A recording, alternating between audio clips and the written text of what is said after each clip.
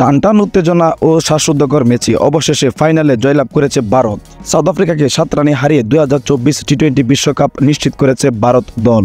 শুরুতে ব্যাট করতে নেমে নির্ধারিত ২০ ওভারে ভারত দল সংগ্রহ করে ১৭৬ রান। প্রথম দিকে ভারতের উইকেট চলে যায় ৩টি, কিন্তু বিরাট কোহলি ও অ্যাক্সেল প্যাটেল মিলে তাদের বড় স্কোর দাঁড় করাতে সাহায্য করে। এদিকে সাউথ আফ্রিকা ১৭৭ রানের টার্গেট তাড়া করতে নেমে খুব ভালো শুরু করেছিল।